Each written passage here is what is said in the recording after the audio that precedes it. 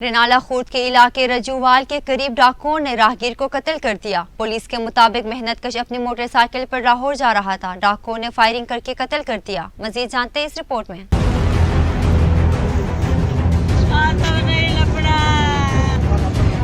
रेनाला खुर्द में मेहनतकश को डाकुओं ने गोलियां मारकर कत्ल कर दिया। लवाहिकीन और पुलिस के मुताबिक मकतूल आसिफ मेहनत मजदूरी के लिए अपने मोटरसाइकिल पर लाहौर जा रहा था। रास्ते में घात लगाए हुए डाकुओं ने गन पॉइंट पर रोकने की कोशिश की। मेहनतकश के ना रुकने पर डाकुओं ने फायरिंग कर दी। गोलियां मेहनतकश के सर में लगने से मौके पर ही जान बहक हो गया। इत्तला मिलने पर पुलिस मौके पर पहुंच गई। जरूरी कार्रवाई करने के बाद लाश को पोस्टमार्टम के लिए अस्पताल मुंतकिल कर दिया। दूसरी जानिब लवाहिकीन का कहना है कि मकतूल आसिफ घर का वाहिद कफील था, जिसके मरने से हमारा घर उजड़ गया है। हमारी अफसरान से अपील है कि कातिलों को जल्द से जल्द गिरफ्तार करके इबरतनाक सजा दी जाए।